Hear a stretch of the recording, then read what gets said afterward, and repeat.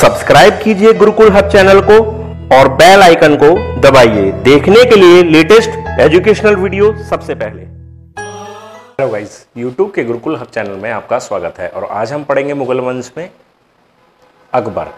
इसमें मैंने हुमायूं और शेरशाह सूरी तक आपको कंप्लीट करा दिया है। तो मुगल वंश में आज पढ़ते हैं हम अकबर, जो हुमायूं के पुत्र थे। 1556 से लेकर 1605 ईस्वी तक इनका शासन रहा है।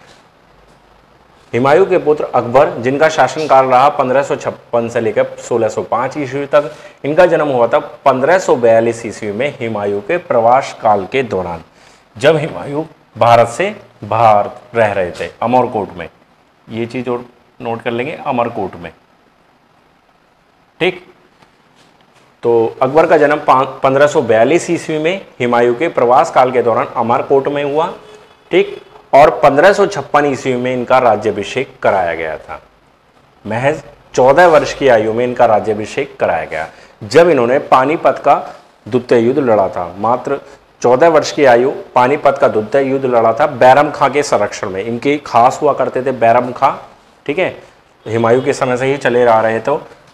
तो 1560 तक ये बैरम खां के संरक्षण में भी रहे थे। 1560 तक बैरम खां के संरक्षण में ही इन्होंने सारी चीज़ें सीखी, युद्ध लड़े, जिसमें से खास था 1556 ईस्वी में पानीपत के द्वितीय युद्ध में इन्होंने हेमू को हराया था। पानीपत के कुल मिला के 3 युद्धों का वर्णन मिलता है मुगल वंश में। ठीक, प्रथम मैंने आपको बता ही दिया था, जिसमें बाबर ने इब्राहिम लोदी को हराया था और मुगल वंश की नींव डाली थी। और दूसरा आता है 1556 ईस्वी में पानीपत के द्वितीय युद्ध में हेमू को हराया। तीसरा युद्ध भी हम आगे चलकर पढ़ेंगे। तो 1556 में पानीपत के द्वितीय युद्ध में हेमू को हराया। 1560 तक बैरम खां के संरक्षण में रहे और इस युद्ध में, पानीपत के द्वितीय युद्ध से ही पहले इनका राज्याभिषेक भी किया गया था 1556 ईस्वी में। ठीक, 1564 ईस्वी में जजिया कर को समाप्त किया। जजिया कर से रिलेटेड पॉइंट्स हमारे लगातार आते रहे हैं कि इल्तुतमिश ने जजिया कर को लगाया था, फिर अलाउद्दीन खिलजी ने हटा दिया था, फिर फिरोज शाह तुगलक ने फिर लगाया था, और उसके बाद 1564 ईस्वी में अकबर ने जजिया कर को समाप्त कर दिया था। जजिया कर मैंने आपको बताया था, जो गैर मुस्लिम हुआ जो ब्राह्मण हुआ करते थे या गैर मुस्लिम हुआ करते थे, उन सभी पर जजिया कर लगाया जाता था। ठीक, तो उस कर को इन्होंने पूरी तरह से खत्म कर दिया था। इन्हीं के खास हुआ करते थे, इनके नौरत्नों में से एक हुआ करते थे इनका सेनापति राजा मान सिंह। तो 1575 ईस्वी में इनके सेनापति, अकबर के सेनापति राजा मान सिंह ने हल्दी घाटी के युद्ध में महाराणा प्रताप को हराया था। तो ये एक मोस्ट इंपोर्टेंट पॉइंट हो जाता है। यहाँ से रिलेटेड क्वेश्चन निश्चित रूप से हर बार पूछा जाता है कि हल्दी घाटी के युद्ध में किसने किसको हराया। तो अकबर के ही सेनापति राजा मान सिंह ने 1575 में हल्दी घाटी के युद्ध में महाराणा प्रताप को हराया था। ये वही महाराणा प्रताप हैं जो चित्तौड़ के शासक थे और इनके घोड़े का नाम चेतक था।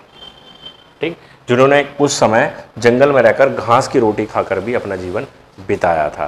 ठीक है, महाराणा प्रताप के बारे में ज़्यादा कुछ पढ़ने को नहीं मिलेगा, ना ही हम पढ़ेंगे, क्योंकि एग्जाम में ज़्यादा कुछ पूछा नहीं जाता। बस यही है कि चित्तौड़ के शासक महाराणा प्रताप, और एक ऐसा चित्तौड़ का कौन सा शासक था जिसने घास की रोटी खाकर अपना जीवन बिताया था, तो वो थे महाराणा प्रताप।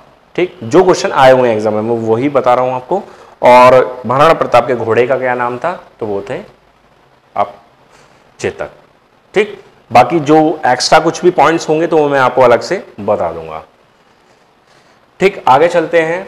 अकबर से रिलेटेड 1575 ईस्वी में अकबर ने फतेहपुर सीकरी नामक नगर की, आगरा के निकट एक फतेहपुर सीकरी नामक नगर की स्थापना का श्रेय जो जाता है वो जाता है अकबर को।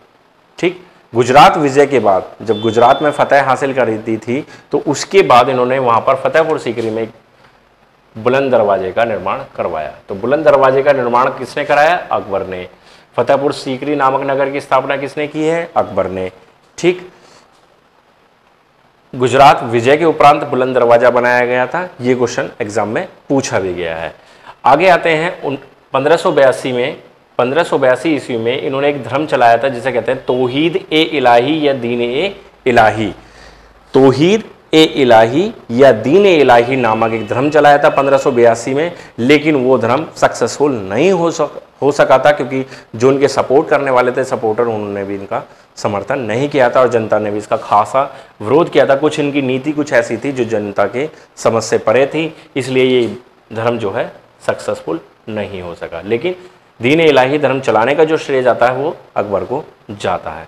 1605 में अकबर की मृत्यु हो गई और अकबर के मकबरे का निर्माण जहांगीर ने आगरा के निकट सिकंदरा नामक एक जगह है, दिल्ली से आगरा हाईवे के बीच में पड़ती है सिकंदरा नामक एक जगह, वहां पर इन्होंने जहांगीर ने आगरा के निकट सिकंदरा में मकबरे का निर्माण कराया है। ठीक, अकबर के दरबार में ही 9 रत्न हुआ करते थे। उन 9 रत्नों में सबसे प्रमुख हैं अबुल फजल, फिर आते हैं फैजी, तानसेन जिनका असली नाम था भगवान दास, ठीक, बीरबल, उसके बाद टोडरमल, राजा मान सिंह, अब्दुल रहीम खाने खाना जिन्हें रहीम कहा जाता है। रहीम आप पढ़ते हैं हिंदी के अंदर जो कवि रहे हैं रहीम, वो ये वही रहीम है। उसके बाद आता है फ़कीर अजीउद्दीन और उसके बाद आ जाता है मुल्ला दो प्याजा। तो ये हमारे 9 रत्न हो जाते हैं, अबुल फजल, फैजी, तानसेन, बीरबल, टोडरमल, राजा मान सिंह, अब्दुल रहीम खाने खाना, फ़कीर अजीउद्दीन, मुल्ला दो प्याजा। तो ये कुछ बेसिक से पॉइंट्स हो जाते हैं जो ज़रूरी पॉइंट्स हैं अकबर से रिलेटेड, जो मैंने आपको इस वीडियो के जरिए बता दिए हैं। ठीक है, इससे रिलेटेड जो डिटेल्स मिलेंगी वो आपकी बुक्स में मिल जाएंगी। बहुत सारे पॉइंट्स ऐसे होंगे जो इसमें रह गए होंगे, छूट गए होंगे, तो आप अपनी बुक से भी पढ़ सकते हैं। और मध्यकालीन भारत से और भी जो भी तथ्य से रिलेटेड वीडियो आती रहती है, जिसमें 50 मोस्ट इंपॉर्टेंट फैक्ट्स मैं बताता हूँ या 100 मोस्ट इंपॉर्टेंट फैक्ट्स बताता हूँ, तो उसमें भी आपको काफ़ी हेल्प मिलेगी। यहाँ से रिलेटेड क्वेश्चन आपको वहाँ भी मिल जाएंगे, तो वो भी समय समय पर आती रहेगी। ठीक है, इसी सिलसिले को हम आगे भी बरकरार रखेंगे। अकबर के बाद अब जहांगीर आएंगे, ठीक, तो उनका शासनकाल को हम नेक्स्ट वीडियो में पढ़ेंगे। ठीक, आज की वीडियो बस इतनी ही थी।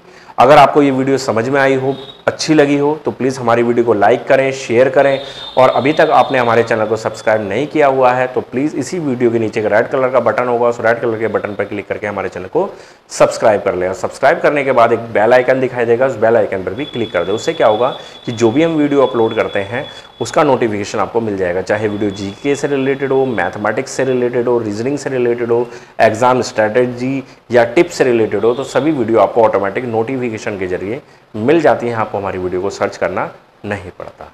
धन्यवाद।